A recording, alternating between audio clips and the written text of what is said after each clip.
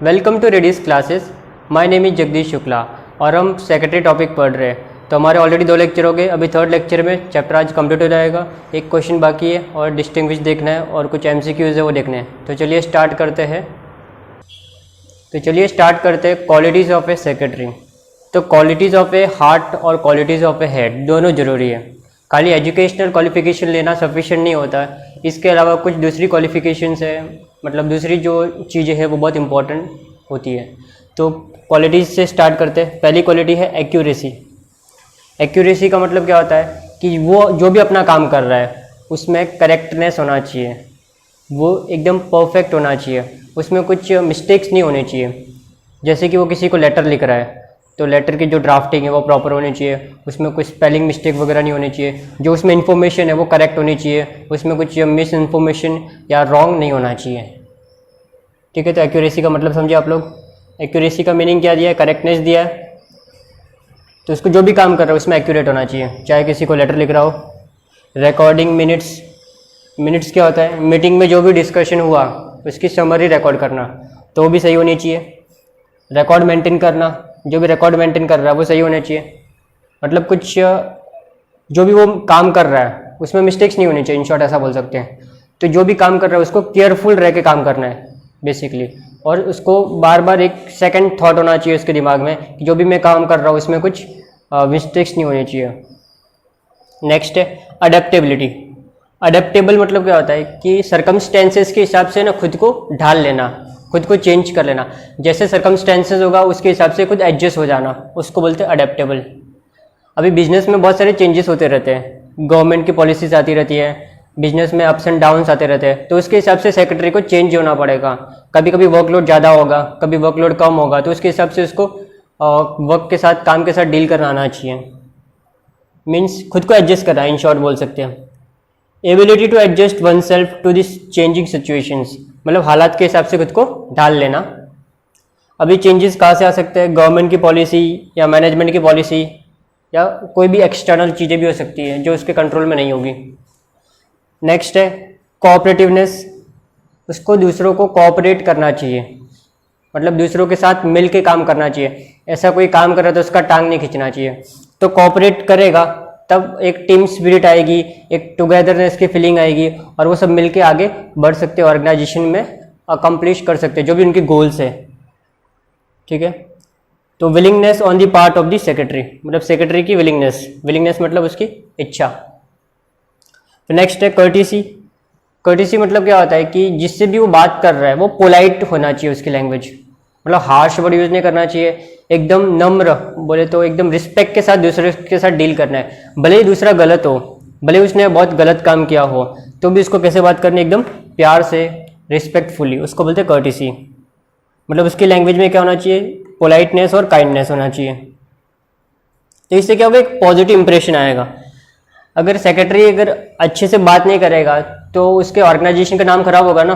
आप रिलायंस कंपनी के किसी सपोज कस्टमर एग्जीक्यूटिव से बात करते हो और वो आपसे आड़ी टेढ़ी बात करेगा तो आपको अच्छा लगेगा, तो वो कंपनी का नाम खराब होगा ना, उस पर्सन का नहीं। तो बेसिकली सेक्रेटरी का कर्टियस नहीं होगा, जो भी एम्प्लॉई है कंपनी का वो कर्टियस नहीं होगा, तो अल्टीमेटली नाम किसका खराब होता है? उसके एम्प्लॉयर का, उसके बिजनेसमैन का।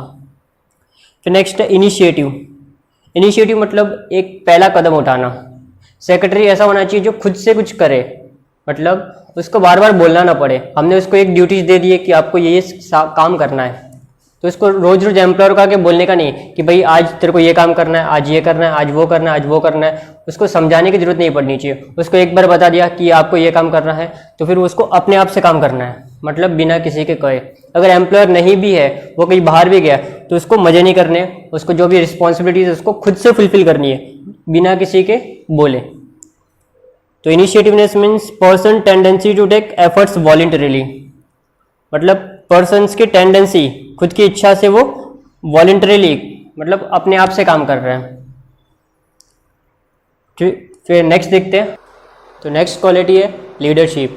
सेक्रेटरी को लीडरशिप का रोल भी करना चाहिए, मतलब वो एक ऑर्गेनाइजेशन का लीडर होता है। सारा ड्यूटीज़ एलोकेट करने का काम उसका होता है, ऑफिस मैनेज करने का काम, फिर सुपरवाइज़ करने का काम, सब अपने हिसाब से काम कर रहे कि नहीं कर रहे, और कोई नहीं कर रहा है तो उनको गाइड करना, उसके ऊपर कंट्रोल करना, ये सब इसका काम होता है। तो लीडरशिप क्वालिटीज़ भी होनी चाहिए, मतलब वो एक अच्छा लीडर होना चाहिए।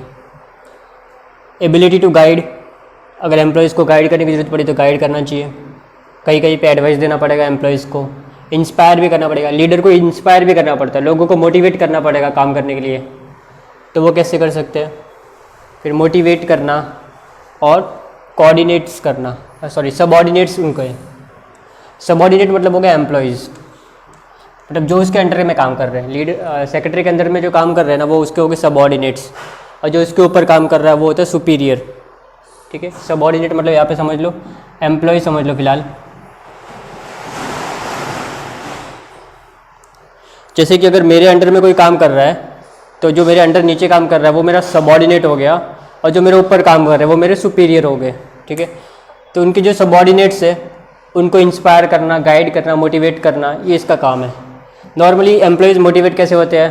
पैसे दे के। पैसे मतलब उनको कमीशन, बोनस, इंसेंटिव, टारगेट दे सकते हैं कि ये टारगेट आपने अचीव किया तो आपको इंसेंटिव मिलेगा। तो लीडरशिप से क्या होगा? टीम स्पिरिट होगी, मतलब साथ में मिलके काम करने का एक स्पिरिट होगा, एक जज्बा होगा। नेक्स्ट देखते हैं, लॉयल होना चाहिए सेक्रेटरी को। हमने स्टार्टिंग में भी देखा था कि जो सेक्रेटरी होता है ना, वो कॉन्फिडेंशियल ऑफिसर होता है कंपनी का, मतलब सारी की सारी इंपॉर्टेंट चीज़ें जो बहुत ही वैल्यूएबल है एम्प्लॉयर के लिए, कंपनी के लिए, वो इसके पास होती है। इसको मतलब सब सीक्रेट पता होते हैं ऑर्गेनाइजेशन के। वो अगर वो किसी और को दे देना तो वो उसका मिसयूज़ कर सकता है, तो उसको ये नहीं करना है। मतलब जो अपने एम्प्लॉयर की बातें हैं ना, वो किसी और को जाके नहीं बतानी है, अपने कॉम्पिटिटर को नहीं बतानी है, और न ही वो खुद के बेनिफिट के लिए यूज़ करना है। तो इसको एक ईमानदार, वफादार, लॉयल होना चाहिए। लॉयलिटी मतलब फेथफुलनेस होना चाहिए उसको। फिर हमने देखा था वो कॉन्फिडेंशियल ऑफिसर है, मतलब वो कस्टोडियन है, उसके पास बहुत सारी सीक्रेट इन्फॉर्मेशन होती है। He should not disclose matter of secrecy, उसको डिस्क्लोज नहीं करना है, मीन्स किसी को बताना नहीं है जो भी सीक्रेट मैटर्स है, इंपॉर्टेंट मैटर्स है। और उसका मेन प्रायोरिटी क्या होना चाहिए? पहला प्रेफरेंस क्या होना चाहिए? कंपनी का फ़ायदा, कंपनी के गोल्स, कंपनी के ऑब्जेक्टिव्स। फिर नेक्स्ट है ऑर्डरलीनेस, जो भी उसको काम दिया जाता है वो प्रॉपर होना चाहिए, सही टाइम पे होना चाहिए, जिस टाइम पे उसको कंप्लीट होना चाहिए था, डिले नहीं होना चाहिए उसमें अननेसेसरी। ठीक है, तो ऑर्डरलीनेस का मतलब क्या? Doing the work in a systematic manner, जो काम दिया उसको सही टाइम पे, सही वक्त पे, सही हिसाब से होना चाहिए, और proper order and in time. तो चलिए फिर नेक्स्ट देखते हैं। तो नेक्स्ट उसकी जो क्वालिटीज़ है वो है उसकी पर्सनालिटी। उसकी पर्सनालिटी अट्रैक्टिव होनी चाहिए, प्लीजिंग होनी चाहिए। प्लीजिंग मतलब अट्रैक्टिव होनी चाहिए, मतलब उसका वे ऑफ टॉकिंग है, उसका ड्रेसिंग सेंस है, उसके जो मैनर्स है वो सब प्रॉपर अच्छे होने चाहिए, जिससे उसका जो कॉन्फिडेंस लेवल भी अच्छा होना चाहिए, जिससे जो सामने वाला पर्सन है वो अट्रैक्ट हो, उसको डील करने का या उसके साथ बात करने की इच्छा हो और वो उसके साथ कनेक्ट हो जाए। तो प्लीजिंग या बेटर या गुड पर्सनालिटी होनी चाहिए सेक्रेटरी की। यहाँ पे मैंने कुछ वर्ड्स इंपॉर्टेंट मार्क किए हुए, जैसे कि एग्जांपल्स के लिए उसके टॉकिंग का स्टाइल, मैनर्स, उसके टेम्पर, शॉर्ट टेम्पर नहीं होना चाहिए, मतलब जल्दी जल्दी गुस्सा नहीं आना चाहिए, उसको काम होना चाहिए, शांत, कॉन्फिडेंशियल होना चाहिए, और जो भी सिचुएशंस है उसको एक्सेप्ट करे। जो भी चैलेंजेस उसको मिले ना, उसके एम्प्लॉयर जो भी उसको काम दे वो उसको मना नहीं करना चाहिए कि नहीं बॉस मुझसे ये नहीं होगा। जो भी उसको काम मिला वो उसको एक्सेप्ट करे और उसके चैलेंजेस को परफॉर्म करे और उसको करके दिखाए। फिर नेक्स्ट है नॉलेज सीकर। सीकर मतलब नॉलेज एक्वायर करना चाहिए। अभी कंपनी का जो सेक्रेटरी होता है ना, उसको कंपनीज एक्ट पता होना चाहिए, और कंपनीज एक्ट में ना कभी कभी चेंजेस आते रहते हैं, तो उसको अपने नॉलेज को अपडेट करना चाहिए। तो वो कैसे कर सकता है? न्यूज़पेपर या जो कंपनीज़ के जो गैजेट्स आते हैं, गवर्नमेंट गैजेट पब्लिश करती है, उसको पढ़ के, मैगजीन्स पढ़ के, तो उसको अपने नॉलेज को अपग्रेड करना चाहिए, उसको टाइम के हिसाब से चलना चाहिए, जिससे वो क्या बेटर वे में परफॉर्म कर पाएगा, काम कर पाएगा। तो अपने नॉलेज को अपग्रेड करना चाहिए। To perform statutory functions. Statutory function मतलब जो कंपलसरी बाय लॉ है। जैसे कि एक भी छोटा सा एग्जांपल दो कि कंपनीज़ को अपनी जो बुक्स ऑफ अकाउंट मेंटेन करनी पड़ती है, ठीक है, अभी वो कितने साल के लिए करनी पड़ती है वो उसको कैसे पता चलेगा? जब उसने कंपनीज एक्ट पढ़ा होगा तब। जैसे कि अभी मैं आपको बता देता हूँ नॉलेज के लिए कि कंपनीज़ को अपनी बुक्स ना 8 ईयर्स तक मेंटेन करनी पड़ती है, बुक्स ऑफ अकाउंट। तो प्रीवियस जो भी अभी 1920 चल रहा है अपना, तो इसके पहले के 8 साल की उनके पास हिसाब होना चाहिए। इनकम टैक्स वाला कभी भी आके पूछ सकता है कि आपका पिछले 8 साल का हिसाब बताओ, तो बुक्स ऑफ अकाउंट संभाल के रखने का काम सेक्रेटरी का होता है। तो अभी ये सेक्रेटरी को पता कैसे चलेगा? जब उसने कंपनी से एक पढ़ा रहेगा ना, तभी तो पता चलेगा ना। तो उसको क्या करना चाहिए? अपने नॉलेज को अपडेट करना चाहिए बार बार। फिर नेक्स्ट है पंक्चुअलिटी। पंक्चुअलिटी मतलब टाइम बाउंड होना चाहिए। वो इसको जो भी काम दिया है ना कि परफेक्ट टाइम पे ख़त्म होना चाहिए, मतलब वो टाइम का पक्का होना चाहिए, उसको कोई भी काम करने में डिले नहीं होना चाहिए। ठीक है, ये कॉमन पॉइंट से मैंने कुछ मार्क भी किए, तो आप पढ़ोगे तो समझ जाओगे। फिर साउंड जजमेंट। साउंड मतलब एक अच्छा, एक बेटर, एक गुड जजमेंट होना चाहिए। अभी जजमेंट अपने को हर जगह लेना पड़ता है। जैसे कि अभी सिचुएशन चल रही है कोरोना वायरस की, तो उसमें भी हम जजमेंट ही करते हैं ना, ये 2-4 महीने में ख़त्म हो जाएगा, उसके बाद ये होगा, उसके बाद वो होगा। तो यहाँ पे कुछ परफेक्शन नहीं होता।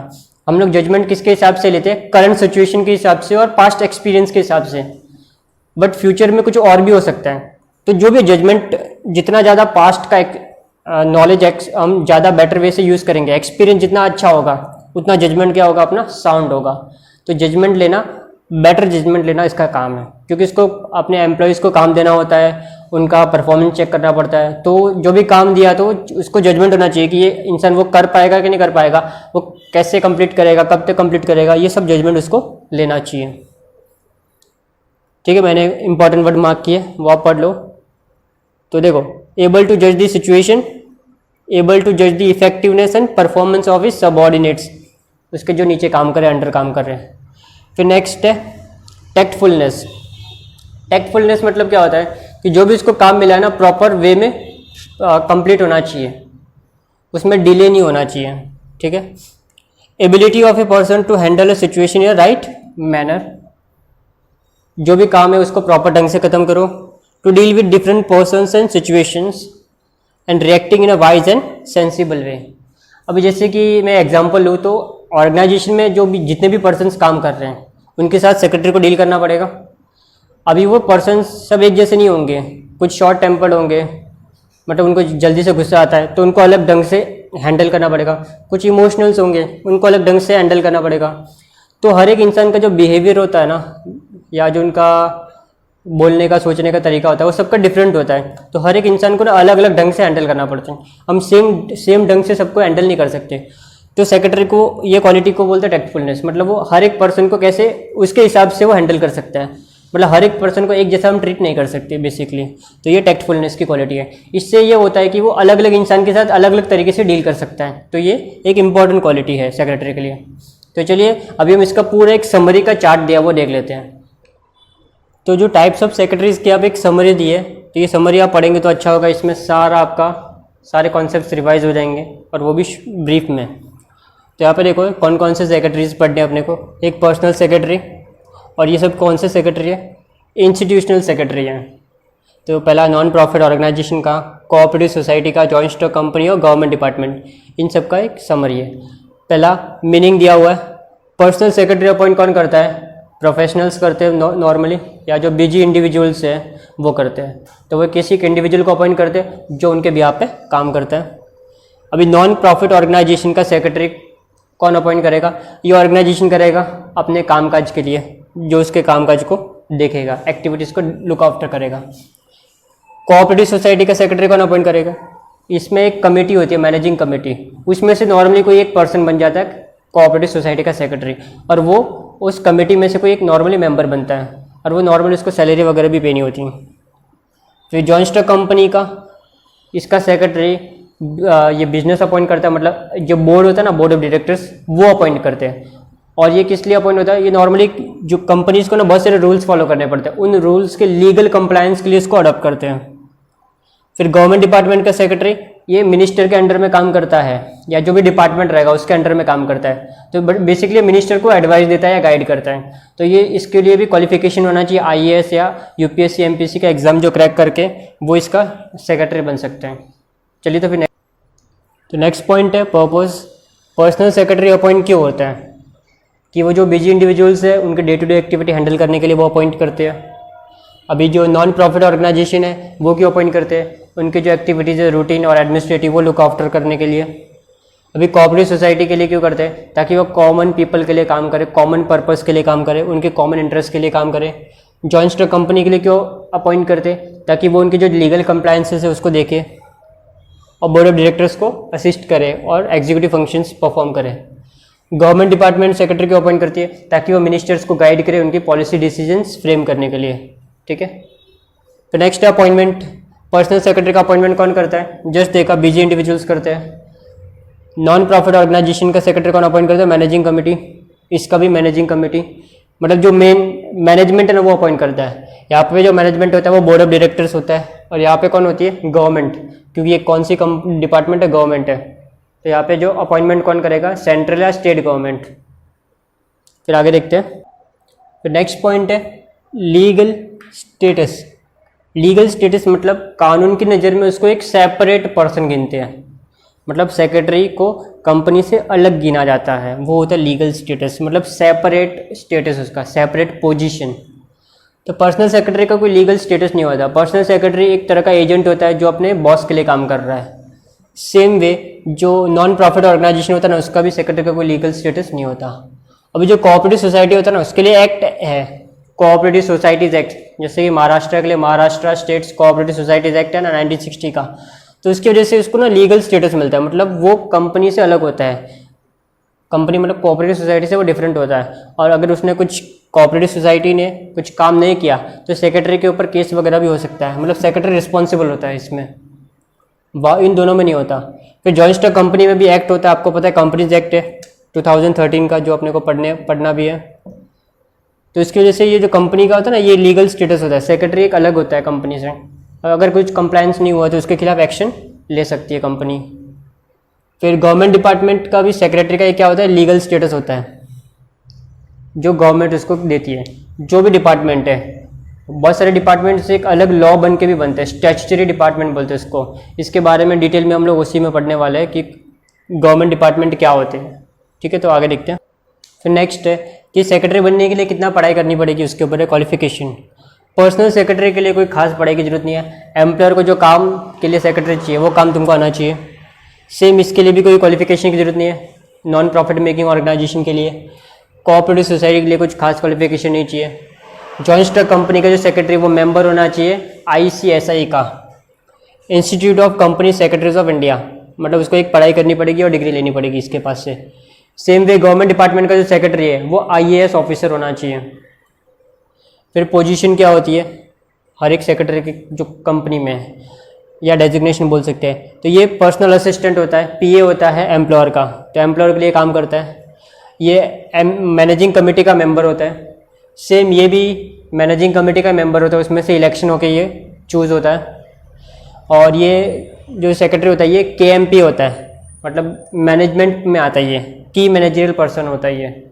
तो सेक्रेटरी हो गया, CEO हो गया, डायरेक्टर्स हो गए, फिर चेयरमैन हो गया, ये सब मेन कंपनी के इंसान होते हैं, उसको KMP बोलते हैं। फिर ये एडमिनिस्ट्रेटिव हेड होता है और ये मिनिस्टर के अंडर में काम करता है। पावर्स क्या होती है, मतलब इसको क्या काम करने का हमने पावर दिया हुआ, अथॉरिटी दिया हुआ है, तो एम्प्लॉयर जो बोलेगा वो इसको काम करना है। यहाँ पे जिस ऑर्गेनाइजेशन ने उसको रखा है वो पावर देगा। ये तीनों में क्या एक्ट है, मतलब लॉ है ना, कोऑपरेटिव सोसाइटी का भी एक्ट है, जॉइंट स्टॉक कंपनी का भी एक्ट है, और इसका भी अपना गवर्नमेंट ने बनाया हुआ है, तो इसका खुद का एक्ट है। तो इसके लिए कोऑपरेटिव सोसाइटी ने जो पावर दिया वो, ठीक है। यहाँ पे जो कंपनीज एक्ट ने पावर दिया वो, और यहाँ पे जो रिस्पेक्टिव मिनिस्ट्री या डिपार्टमेंट ने इसको पावर दिया, तो इसको स्टैट्यूटरी पावर्स बोलते हैं। स्टैट्यूटरी मतलब जो बाय लॉ होता है, यहाँ पे भी लिख सकते हैं हम, जो बाय लॉ किसी एक्ट ने हमको जो पावर दिया वो होता है स्टैट्यूटरी पावर। तो इन तीनों में क्या होता है? स्टैट्यूटरी पावर्स होता है। इसके अलावा इसमें मैनेजरियल पावर भी होता है, मतलब कंपनी को मैनेजमेंट करने का काम भी इसके हाथों में होता है। तो अभी सेक्रेटरीज क्या ड्यूटीज़ परफॉर्म करेगा, तो यहाँ पे ड्यूटीज़ कौन देगा? उसका एम्प्लॉयर, जो एम्प्लॉयर ने बोला है वो इसको ड्यूटी है काम करने की। ये जो सेक्रेटरी है नॉन प्रॉफिट मेकिंग ऑर्गेनाइजेशन का है, तो मैनेजिंग कमेटी ने जिस काम के लिए रखा है तो वो काम करने का उसका जिम्मेदारी है, मतलब रिस्पॉन्सिबिलिटी, मतलब ड्यूटीज़ है उसकी। और ये सेक्रेटरी कोऑपरेटिव सोसाइटीज़ का है, तो कोऑपरेटिव सोसाइटीज़ में जो ड्यूटीज़ लिखी हुई है सेक्रेटरी को क्या काम करना चाहिए वो इसको करना पड़ेगा।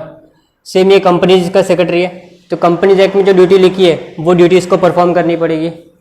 और यहाँ पे ये डिपार्टमेंट का सेक्रेटरी है, तो डिपार्टमेंट की जो रिस्पॉन्सिबिलिटीज़ है वो उसको फुलफिल करनी पड़ेगी, जो कंसर्न डिपार्टमेंट के कामकाज देखना।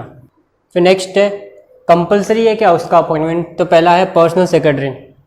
तो पर्सन्स को सेक्रेटरी अपॉइंट करना कोई कंपलसरी नहीं है, उनकी मर्जी, उनको अपॉइंट करना है तो वो कर सकते हैं। फिर ऑर्गेनाइजेशन की बात करें तो अगर ऑर्गेनाइजेशन छोटा है और हम इसको खुद मैनेज कर पा रहे हैं तो ज़रूरत नहीं अपॉइंट करने की। अगर ऑर्गेनाइजेशन बड़ा है तो उसको अपॉइंट करना पड़ेगा। तो यहाँ पे भी कोई कंपल्सन नहीं है, अपनी मर्जी। कोऑपरेटिव सोसाइटी का कंपलसरी है, क्योंकि कोऑपरेटिव सोसाइटीज़ के एक्ट ने बोला हुआ है। Same way joint stock company में डिपेंड करते हैं कि कंपनी कौन सी लिस्टेड कंपनी है तो अपॉइंटमेंट कंपलसरी करना पड़ेगा, या फिर दूसरी कंपनी जिनका जो पेड अप कैपिटल है, पेड अप शेयर कैपिटल है वो 5 करोड़ या उससे ज़्यादा है तो अपॉइंट करना पड़ेगा। अभी देखो लिस्टेड कंपनी पहला बोला है। अभी लिस्टेड कंपनी मतलब क्या होता है, जिस कंपनी के जो शेयर्स है ना वो स्टॉक एक्सचेंज पे रजिस्टर्ड है।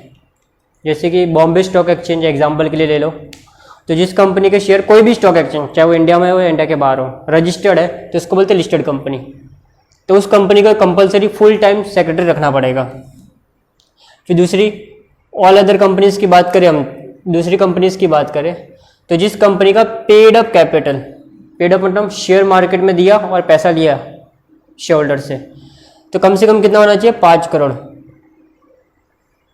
मतलब 5 करोड़ या उससे ज़्यादा है और मोर 5 करोड़ या उससे ज़्यादा है तो उसको सेक्रेटरी रखना कंपलसरी है फुल टाइम। वो भी अगर 5 करोड़ से कम है तो ज़रूरी नहीं है, उसकी मर्जी, कंपनी को रखना है तो रखे अदरवाइज चलेगा। फिर गवर्नमेंट डिपार्टमेंट को सेक्रेटरी रखना कंपलसरी है। फिर नेक्स्ट है उनका रेम्यूनरेशन कितना होगा, मतलब पगार। ये सेक्रेटरी को क्या मिलेगा, सैलरी मिलेगी। सैलरी डिपेंड करता है उनके एम्प्लॉयर और एम्प्लॉय रिलेशंस के ऊपर। तो बॉस और ये लोग बैठ के मिलके बातें करेंगे कि इसको कितना पगार चाहिए, उसको कितना देना है। अभी ये जो दोनों सेक्रेटरी है ये कभी कभी पैसों के लिए भी काम करते हैं और कभी कभी ऑनोरेरियम बिना पैसों का भी काम करते हैं। तो देखो ये नॉन प्रॉफिट मेकिंग है ना, तो इसका मेन एम प्रॉफिट कमाना नहीं है। तो सेक्रेटरी भी कभी कभी ना पैसों के लिए काम नहीं करता, फ्री में भी काम करता है। तो सैलरी मिल सकती है या ऑनोरेरियम, कभी कभी कुछ भी पैसे दे दिए। सेम इधर भी। अभी जॉइंट स्टॉक कंपनी का सेक्रेटरी है, ये फुल टाइम होता है नॉर्मली, तो इसको क्या मिलता है, सैलरी मिलती है। सैलरी कौन देगा, बोर्ड देगा, बोर्ड ऑफ डायरेक्टर्स।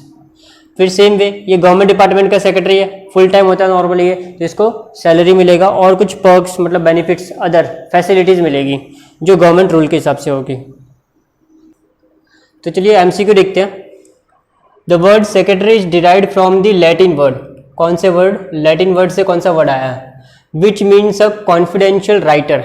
अमात्या ये इंडियन, एंशिएंट इंडियन वर्ड है, और स्क्राइब ये रोमन वर्ड है, और सेक्रेटरीज ये कौन सा वर्ड है, लैटिन वर्ड है। ठीक है, तो ये दो भी याद रखो, आप पूछ सकते हो लोग। किसको अपॉइंट कर सकते हैं as a secretary, individual, partnership firm या joint stock company. Always secretary individually होता है, किसी कंपनी को हम सेक्रेटरी अपॉइंट नहीं कर सकते। Secretary custodian of dash information. कौन सी इन्फॉर्मेशन होती है, सीक्रेट इन्फॉर्मेशन होती है, कॉन्फिडेंशियल। कॉन्फिडेंशियल मतलब इंपॉर्टेंट या सीक्रेट इन्फॉर्मेशन, उसको संभाल के रखने का काम होता है। जॉइंट स्टॉक का सेक्रेटरी कौन बन सकता है, आईपीएस, ये तो इंडियन पुलिस सर्विस है, ये किधर भी नहीं आएगा। आईसीएसआई का मेंबर बन सकता है, ये किसका सेक्रेटरी बन सकता है, गवर्नमेंट डिपार्टमेंट का, आईएएस। सबसे पुराना सेक्रेटरी कौन सा है, कंपनी सेक्रेटरी। कंपनी तो अभी आई, तो कंपनी सेक्रेटरी पुराना नहीं है। गवर्नमेंट डिपार्टमेंट भी पुराना नहीं है, सबसे पुराना पर्सनल सेक्रेटरी है, मतलब पहले से ये होते आए हैं। जैसे कि ये जो वर्ड्स है ना, हमने देखा था सेक्रेटरीज, ये लैटिन वर्ड है। लैटिन कितने पुरानी है, लेकिन ये वर्ड कहाँ से आया, बहुत पुराने टाइम से आया ना, तो सेक्रेटरी बहुत पुराना वर्ड है, कोई नया कॉन्सेप्ट नहीं है। The main objective of cooperative society is dash the interest of member. Member का इंटरेस्ट को क्या करना, प्रोटेक्ट करना होता है। गवर्नमेंट डिपार्टमेंट का सेक्रेटरी क्या होना चाहिए, जस्ट अभी हमने यहाँ पे देखा था, आईएएस ऑफिसर होना चाहिए। Dash means correctness in doing work. Correctness, सही ढंग से काम करना। ये क्या होती है, एक्यूरेसी, गलती नहीं होनी चाहिए। फिर ये दो तो दूसरी क्वालिटीज़ है। मैच दी फॉलोइंग देखते हैं, तो मैच दी फॉलोइंग देखते हैं। Amatya, ministry of finance, personal secretary, loyalty, financial duties of secretary. Amatya, अब इसमें से कौन सा वर्ड है, अमात्या इंडियन हिस्ट्री का वर्ड है ना, एंशिएंट इंडियन हिस्ट्री, तो यहाँ पे मैं लिख देता हूँ ए। फिर मिनिस्ट्री ऑफ फाइनेंस, ये गवर्नमेंट डिपार्टमेंट का है, तो यहाँ पे आ जाएगा बी। फिर पर्सनल सेक्रेटरी, पर्सनल सेक्रेटरी कौन अपॉइंट करता है, बीजी इंडिविजुअल्स, ये आ जाएगा आपका सी। सेक्रेटरी लॉयल होना चाहिए। लॉयलिटी क्या है, क्वालिटी है, क्वालिटी कोई पॉइंट दिख रहा है आपको। Faithfulness, financial duties, books of account maintain करना, मतलब फाइनेंस के रिलेटेड काम करना ना, अकाउंट संभालना। सेक्रेटरी क्या होता है? करस्पॉन्डेंस, पेड एम्प्लॉय हो सकता है, ये आपका हो गया एफ। रोमन एम्पायर, तो ये अमात्या को कंफ्यूज करने के लिए दिया, तो ये किसी का ऑप्शन नहीं है। रिवील्स इन्फॉर्मेशन, ये सेक्रेटरी को नहीं करना चाहिए। फिर आपकी कोऑपरेटिव सोसाइटीज़, ये तो कोई ऑप्शन नहीं आएगा, और बाकी सब ऑप्शंस एक्स्ट्रा दिए आपको कंफ्यूज करने के लिए। तो चलिए आगे देखते हैं। फिर नेक्स्ट क्या है, ये आपको स्टेटमेंट पढ़ना है और एक वर्ड इसके लिए देना है। तो देखो क्या लिखा है ऊपर, राइट अ वर्ड और अ टर्म और अ फ्रेज पूरे सेंटेंस के लिए which can substitute each one of the following sentences. तो पहला क्या है, the term used in the Roman empire. Roman empire में कौन सा वर्ड यूज होता था? जो प्रोफेशनल लेटर राइटर होता था, तो स्क्राइब वर्ड था ना, लेटर राइटर। तो ये तीनों याद रखना आप, अमात्या, सचिवा, चिटनीस जो इंडियन हिस्ट्री में थे, और ये लैटिन का जो था सेक्रेटरीज, और ये रोमन का। स्पोर्ट्स क्लब, स्पोर्ट्स क्लब कौन से ऑर्गेनाइजेशन का एग्जाम्पल है? नॉन प्रॉफिट मेकिंग ऑर्गेनाइजेशन है। तो आपको क्वेश्चन लिख के नीचे आंसर लिखना है, नॉन प्रॉफिट मेकिंग ऑर्गेनाइजेशन। खाली एक वर्ड या टर्म लिखना है, पूरा सेंटेंस लिखना नहीं है। Secretary appointed by an individual, individual जो सेक्रेटरी अपॉइंट करता है वो पर्सनल सेक्रेटरी होता है।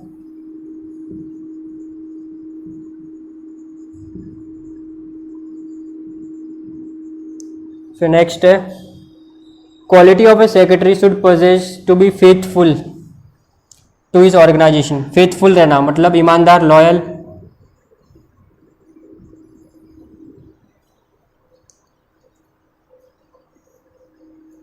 या लॉयलिटी लिख दो।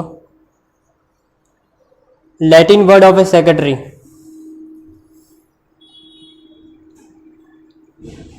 Secretaries. The company secretary must be a member of this organisation.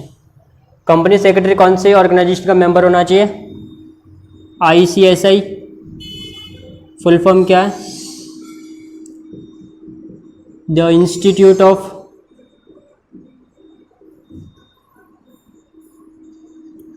Company secretaries of India.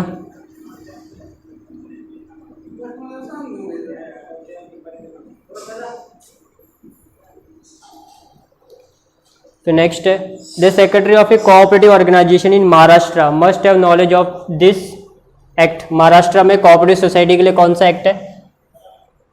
Maharashtra state cooperative societies act 1960। An association that aims to protect the interest of its members, जो अपने members के benefit के लिए काम करता है। Cooperative society, जहाँ पे मेंबर्स कोऑपरेट करते हैं एक दूसरे को और ऑर्गेनाइजेशन फ्रेम करते हैं, वॉलेंटरी एसोसिएशन है।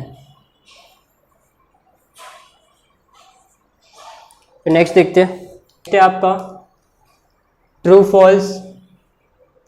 अ secretary is responsible only for typing letter. क्या उसका काम खाली लेटर लिखना है? फॉल्स।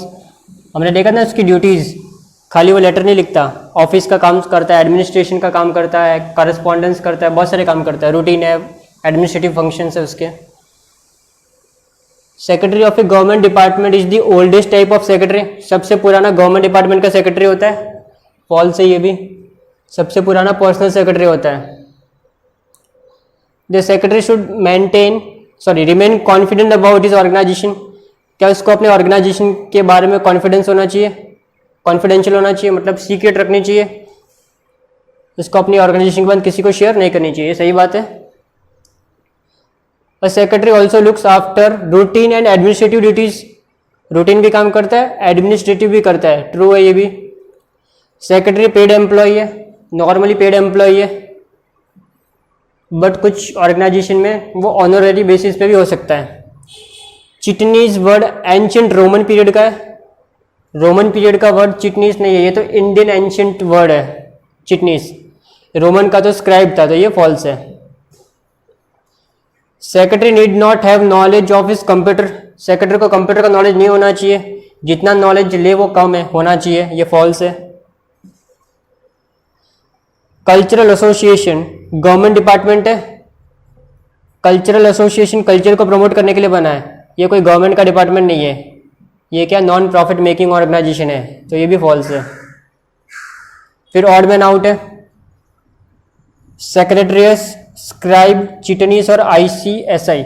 अभी देखेंगे ये सेक्रेटरी के ओरिजिन के वर्ड्स हैं, ये लैटिन वर्ड से आया था, ये रोमन वर्ड से आया था और ये इंडियन हिस्ट्री से आया, बट ये कोई पुराना सेक्रेटरी का ओरिजिन नहीं है, तो ये आपका ऑड मैन आउट हो गया। ये क्वालिफिकेशन की बात कर रहा है। लीडरशिप ये क्वालिटी है और टैक्टफुलनेस ये क्वालिटी है और ये क्वालिफिकेशन है, तो ये आपका ऑड वर्ड है। IAS ये क्वालिफिकेशन आ गया ना, एक दो क्वालिटी और एक क्वालिफिकेशन आ गया। फिर complete the sentence in Latin language a confidential writer was called. ठीक है, लैटिन में क्या बोलते हैं, ये वर्ड है यहाँ पे, ये यहाँ पे कॉपी करके लिख दो, सेम वर्ड इधर आ जाएगा ये वाला। Secretaries, the oldest type of secretary is dash, ये जस्ट ऊपर भी क्वेश्चन आया था, पर्सनल, सबसे पुराना पर्सनल है, ये इंपॉर्टेंट क्वेश्चन अक्सर पूछता है। ICSI सेक्रेटरी मेंबर किसका होना चाहिए, सॉरी कंपनी सेक्रेटरी किसका मेंबर होना चाहिए, ICSI का, ICSI का। Next fill in the blanks है, एक तरह का, नीचे ऑप्शंस गिवन है, उसमें से पिकअप करना है। तो पर्सनल सेक्रेटरी के सामने क्या हो सकता है, कौन अपॉइंट करता है, बिजी इंडिविजुअल्स करता है, तो ये फर्स्ट आपका आंसर आ गया, बिजी इंडिविजुअल्स पर्सनल सेक्रेटरी आ गया। Secretary of A government department, government department का सेक्रेटरी क्या होना चाहिए, IAS ऑफिसर होना चाहिए, तो यहाँ पे आपका आंसर आ जाएगा IAS। फिर ICSI ये किसका सेक्रेटरी होता है, कंपनी का ना, तो ये आपका आ जाएगा थर्ड में, company secretary.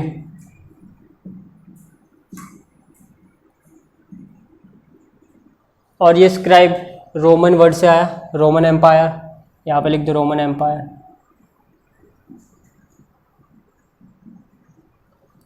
Answer in one sentence, ये वन सेंटेंस है, ये तो आपको बुक से मिल जाएगा।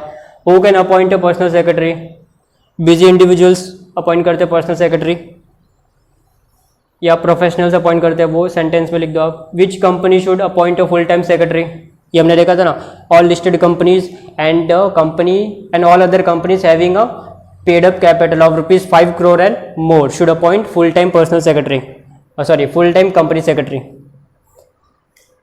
तो जो भी लिस्टेड कंपनीज है प्लस अदर कंपनी जिनका टर्नओवर 5 crore या उससे ज़्यादा है, उनको अपॉइंट करना पड़ेगा। कल्चरल क्लब को किसका एग्जाम्पल है, तो cultural club is an example of non profit making organisation.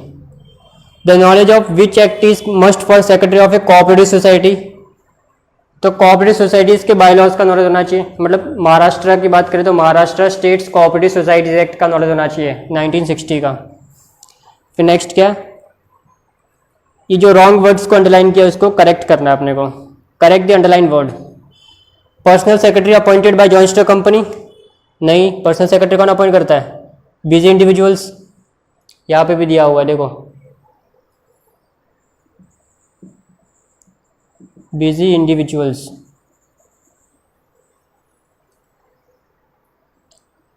Busy individuals appoint company secretary,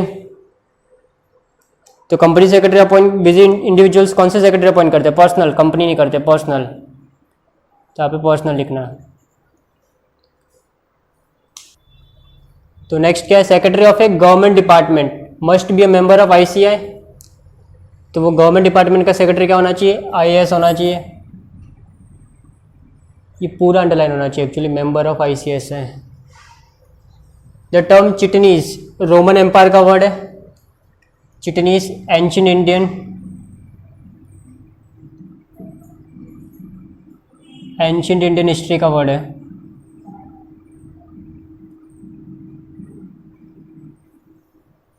फिर ये डेफिनेशन या मीनिंग लिखनी है, वो आप लोग बुक से मिल जाएगी आपको। केस स्टडी पढ़ते हैं हम लोग। Rajeev and Sanjeev have applied for the post of company secretary at Pharma India private limited. ये प्राइवेट कंपनी में दोनों ने अप्लाई किया कंपनी सेक्रेटरी के लिए, राजीव और संजीव ने। राजीव के पास एक्सपीरियंस है 10 इयर्स का पर्सनल सेक्रेटरी का। फर्स्ट वन ने पर्सनल सेक्रेटरी का काम भी किया हुआ है और उसने सेक्रेटरी के पोस्ट पे काम किया हुआ है कोऑपरेटिव बैंक में, वीनस कोऑपरेटिव बैंक 2 इयर्स के लिए। मतलब 10 इयर्स का पर्सनल सेक्रेटरी का एक्सपीरियंस है और 2 इयर्स का कोऑपरेटिव सोसाइटी का सेक्रेटरी है वो। संजीव अभी सेकंड की बात कर रहा है। संजीव ने CS का एग्ज़ाम पास किया है and is a member of ICSI और ICSI का मेंबर है। He has no working experience, उसने अभी तक कुछ काम नहीं किया है। राजीव के पास कॉमर्स ग्रेजुएट है वो, मतलब वो BCom है, खाली ग्रेजुएशन है इसके पास। इसके पास एक्सपीरियंस है, डिग्री नहीं है, और इसके पास डिग्री है, एक्सपीरियंस नहीं है। तो कंपनी का सेक्रेटरी कौन बन सकता है? हम कंपनी के पॉइंट ऑफ व्यू से देखें तो खाली संजीव बन सकता है। क्यों? क्योंकि इसके पास वो मेंबर है ICSI का, और कंपनी सेक्रेटरी कंपलसरी मेंबर होना चाहिए। वर्किंग एक्सपीरियंस की बात नहीं हो रही यहाँ पे। तो is better suited for above post, justify और आंसर। किसका सेक्रेटरी चाहिए अपने को? कंपनी का सेक्रेटरी चाहिए ना, तो बेस्ट सुटेड कौन है? संजीव। अभी जस्टिफिकेशन क्या होगा इसका, रीजन क्या होगा? The member of A company the secretary of A company should possess the qualification of company secretary and should be a member of ICSI. Can Raju be selected as a personal assistant for one of the directors? क्या वो director का PA बन सकता है? Of course PA बन सकता है वो, उसके लिए कोई डिग्री नहीं चाहिए। तो इसके लिए क्या है? यस, वो बन सकता है क्योंकि उसके पास एक्सपीरियंस बहुत सारा है, 10+2 12 इयर्स का एक्सपीरियंस है, 10 इयर्स पर्सनल सेक्रेटरी का। तो राजीव वो काम अच्छे से कर पाएगा। Can Rajeev be appointed as secretary to Pharma? क्या वो कंपनी का सेक्रेटरी बन सकता है फार्मा इंडिया का? नहीं, वो नहीं बन सकता। क्यों? क्योंकि इसके पास CS का डिग्री नहीं है और नहीं वो मेंबर है ICSI का। फिर नेक्स्ट देखते हैं। Harshada has cleared her CS examination and intends to make her career as a secretary at the government department. अभी गवर्नमेंट डिपार्टमेंट का सेक्रेटरी IAS ऑफिसर होना चाहिए, हमने जस्ट देखा था। उसके पास डिग्री कौन सी होनी चाहिए? IAS की, CS की नहीं होनी चाहिए। CS किसके लिए? कंपनी के लिए। Can she apply for the post of a secretary eight government department? क्या वो अप्लाई कर सकती है? नहीं कर सकती, क्योंकि उसने कंपनी सेक्रेटरी का कोर्स किया है। Can she be appointed as a secretary of ABC private limited, ABC limited? क्या वो कंपनी की सेक्रेटरी बन सकती है? ऑफकोर्स बन सकती है। As a company secretary which will अर्शदा be considered as an employee? तो क्या वो कंपनी की एम्प्लॉय होगी? यस, वो कंपनी की एम्प्लॉय होगी और इसको क्या मिलेगा? इसको सैलरी मिलेगी। तो हमारा ये केस स्टडी भी हो गया। तो मिलते हैं फिर नेक्स्ट क्लास में। Thank you for watching.